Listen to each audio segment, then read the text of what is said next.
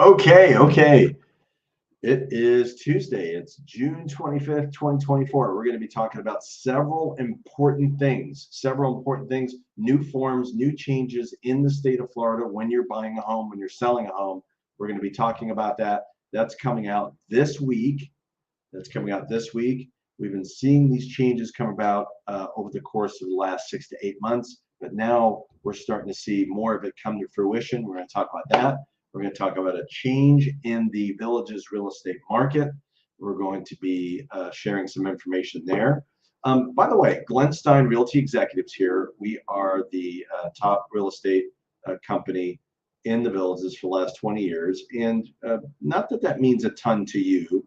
I think the most important thing is that we like to think that we serve our people to the best of our ability. We also have property management, we do rentals.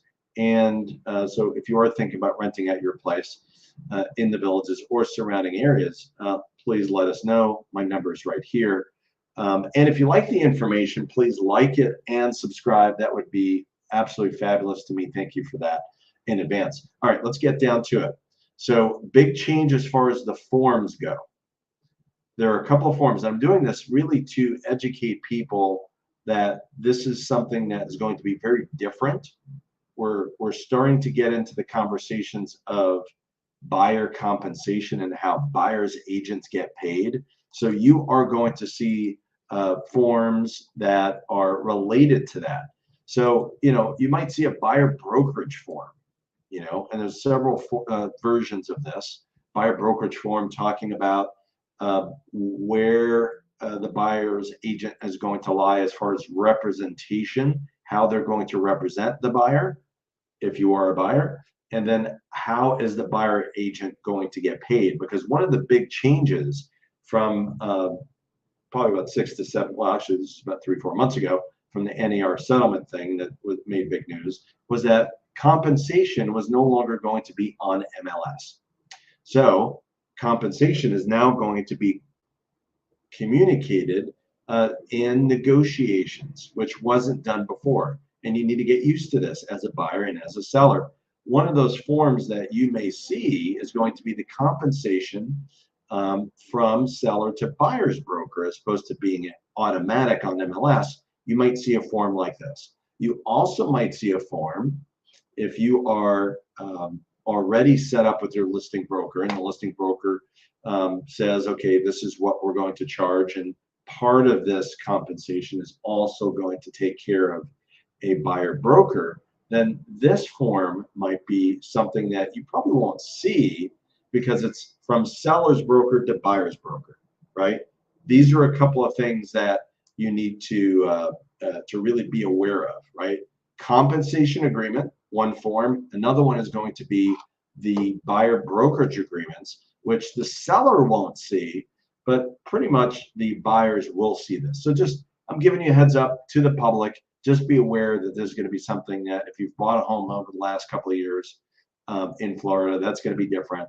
A lot of states have already been using these types of forms, so it's not going to be any big surprise to them for sure, for the people that are coming from outside of the market, because many markets already are using these forms.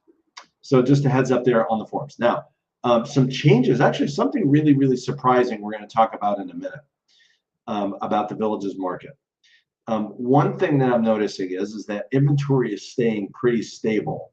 Okay, we saw a peak of over 500 homes, and really over a rapid fashion, over like a 60-day period, we saw a rapid increase in inventory from March to May, end of May. In that time period, there's just a lot of inventory, almost like a 20 to 25% increase in inventory, which caused a lot of people to worry a bit.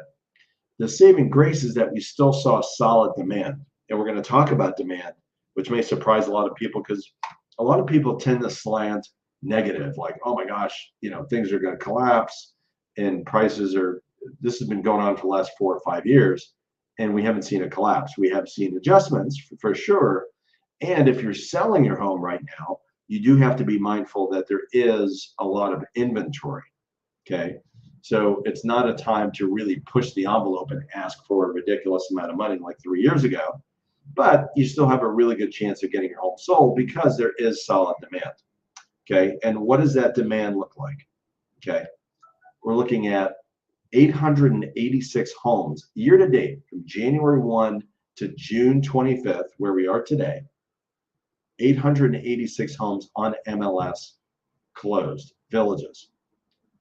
Last year, year to date, January 1 through June 25th, 2023, 718 homes actually sold in 2023 year to date. So that's a 23% increase over what we saw last year. So much more demand, much more inventory. Give you an idea, from 2 years ago, we had like 218 homes on the market. So we more than a doubling, of inventory over a 2-year period. So a lot more inventory, but also a lot more sales compared to what we saw in 2023. So I think that's a real positive.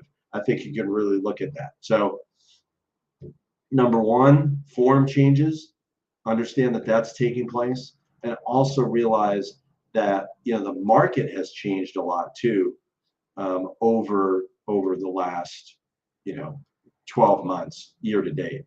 Looking at the 7-day numbers, you're looking at 41 new listings, 64 price decreases. The 41 new listings is a little bit less than what we saw last couple of weeks, and definitely less than the big boom from like 2-3 months ago, where we saw 60-70 properties come out on the market. So normal number of properties coming on the market.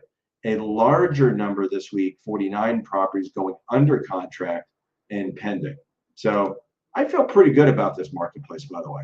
I think this is a real solid marketplace, very normal cadence of what's happening right now last couple of weeks. Now, if you have questions, like I said, 352-572-3796, connect, text me, or call me. I'm the broker here at Realty Executives in the Villages. Hope everybody does well, and actually leave some comments below. And also, I'd like to know where you are and how hot it is. I'm hearing there's like crazy amount of temperature increases, and like in the Midwest, I've heard like in Wichita, Kansas is like 101. So let me know what's the temperature where you are, and hopefully we'll talk soon. Take care.